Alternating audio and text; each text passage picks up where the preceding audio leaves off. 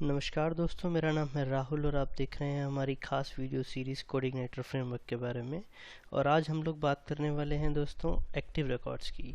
तो सबसे पहले एक्टिव रिकॉर्ड्स होते क्या हैं?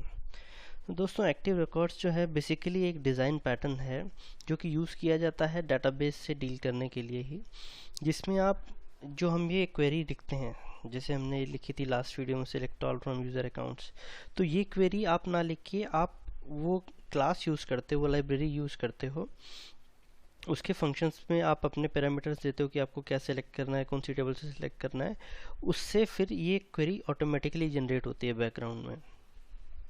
तो पहले बात ये आती है कि हम वो एक्टिव रिकॉर्ड्स यूज़ क्यों करें। दोस्तों यूज़ करने के दो तीन फ़ायदे हैं। एक तो ये कि आपको कोड कम लिखना पड़ता है, जैसे कि जो अभी ये क्वेरी हमने लिखी हुई है सामने, तो अगर हमें ये सेम क्वेरी प्रोड्यूस करनी है select all from user accounts, तो ये आपको इतना लिखने की बजाय आप इसको हटा दो यहाँ से, $this get अगर आप लिखते हो और यहाँ पे आपने टेबल का नाम दे दिया, तो ये ऑटोमेटिकली वही क्वेरी प्रोड्यूस करेगा, कौन सी जो हमने अभी लिखी थी, select all from user accounts. अभी आपने एक छोटी सी क्वेरी बनाई थी, आप ज़्यादातर जगह पे ऐसा होता है कि आपको वेयर कंडीशन भी लगानी है और जॉइंट्स भी लगाने होते हैं और किसी भी तरह की कंडीशंस हो सकती हैं। तो किसी भी तरह की क्वेरी आपको जनरेट करनी है, वो आप इसके फंक्शंस से यूज़ कर सकते हैं। जैसे कि मान लीजिए आपको यहाँ वेयर लगाना है, तो अभी आप यहाँ पे लिखिए, इसको हटाना पड़ेगा मुझे,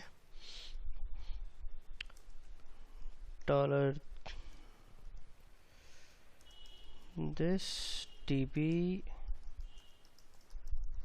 where user id is equal to 1, इस तरह का कुछ भी। हालांकि अभी हमारी इस टेबल में यूज़र आईडी नाम का कॉलम ही नहीं है, लेकिन समझने के लिए मैं आपको बता रहा हूँ। तो अब जो क्वेरी बनेगी वो ये है, सिलेक्ट ऑल फ्रॉम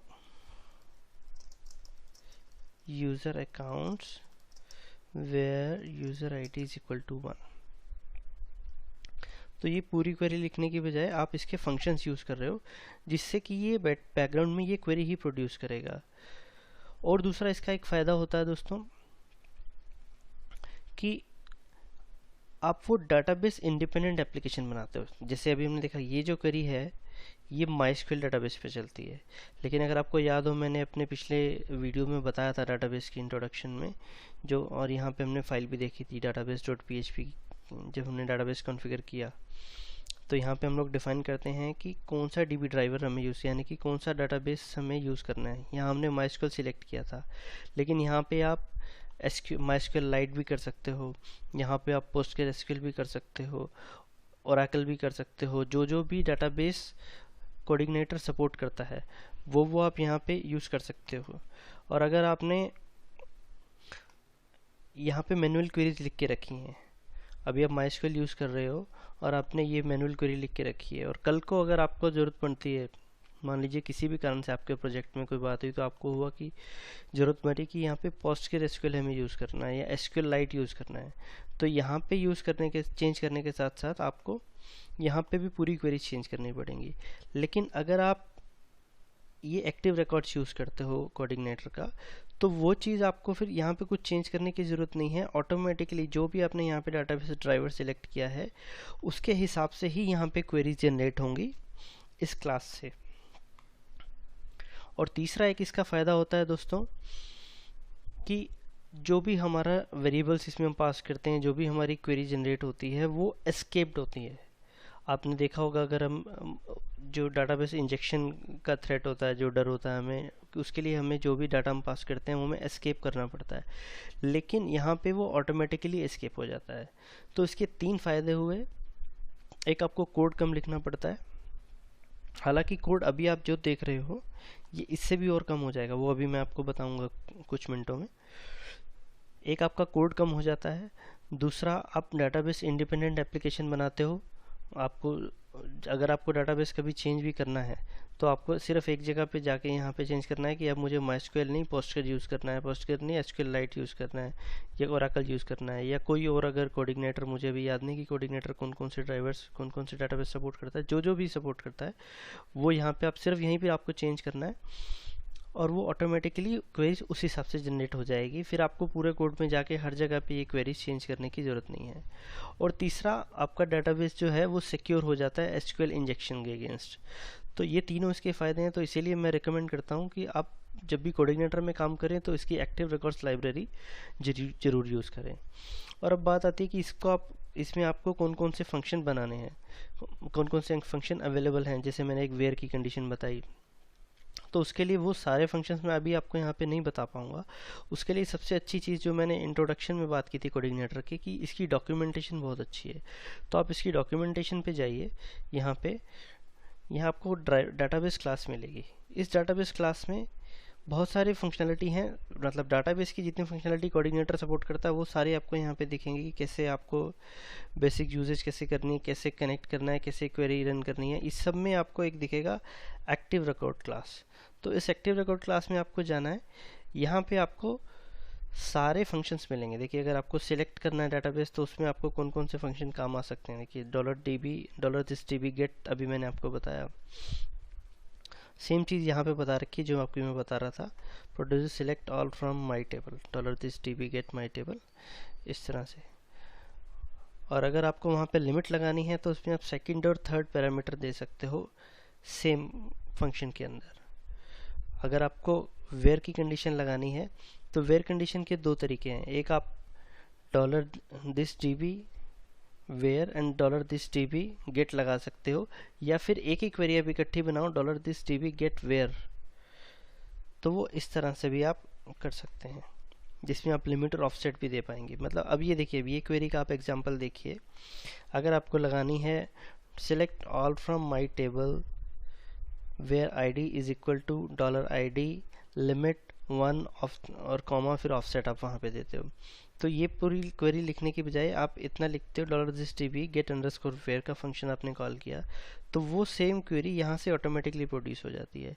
फिर अगर आपको सिलेक्ट ऑल नहीं करना है, कोई कॉलम्स के नाम देने कौन कौन से सिलेक्ट करने हैं, तो आप $this db सिलेक्ट कर सकते हो।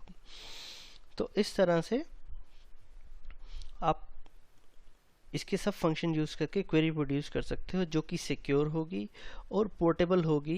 देखिए, और जो फंक्शंस होते हैं सेलेक्ट एवरेज, एग्रीगेशन फंक्शंस को बोलते हैं माइस्क्वेल में, कि आपको एवरेज निकालनी है कॉलम की, सम करना है, फ्रॉम टेबल करना है, जॉइंट्स लगाने हैं। तो ये सारी चीज़ें आप इसमें पढ़ सकते हैं।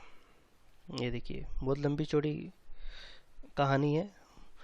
हर एक कंडीशन के लिए where in where not in आप देख रहे हैं, सब हर चीज़ एक एक एग्जांपल के साथ दी हुई है।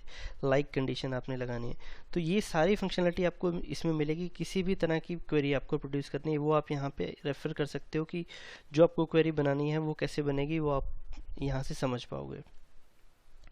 और दोस्तों, एक और चीज़ होती है इसमें जो बहुत अच्छी ये मुझे लगती है, मैं वही जो सपोर्ट करता है कोऑर्डिनेटर, वो है मेथड चेनिंग। यानी कि अगर आपको अब ये अलग अलग फंक्शंस यूज़ करने हैं, तो बजाय कि $this db where $this db get, या अब अगर आपको वो करने हैं, क्या बोलते हैं इसको, कॉलम नेम स्पेसिफाई करने हैं कि कौन कौन से सिलेक्ट करने हैं, तो आप इस तरह से करोगे, select first name last name, कुछ इस तरह से ना। और एक और चीज़ होती है जो मैं बता रहा था, मेथड चेनिंग। तो मेथड चेनिंग क्या होती है, मेरे ख्याल से आपको बताने की ज़रूरत नहीं होगी, फिर भी मैं दिखा देता हूँ। उसमें आप क्या, इस पे ही आपका ये जो कोड है और भी छोटा हो जाएगा। आप इस तरह से इसको यूज़ कर सकते हो।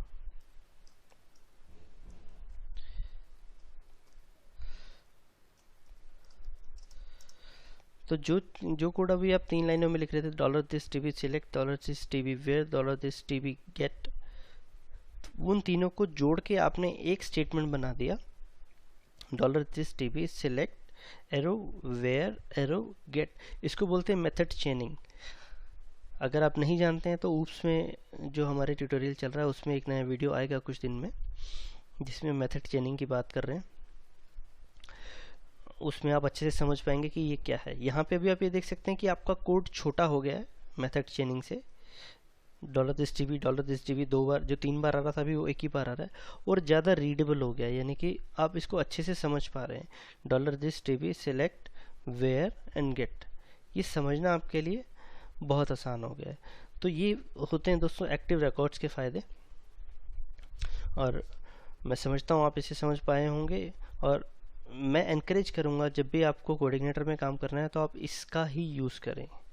मैं फिर से रिपीट कर रहा हूँ इसके फ़ायदे, कि आपको कोड कम लिखना पड़ता है, दूसरा आपका कोड सिक्योर हो जाता है एसक्यूएल इंजेक्शन के अगेंस्ट, और तीसरा आपका कोड पोर्टेबल हो जाता है, डाटाबेस इंडिपेंडेंट हो जाता है।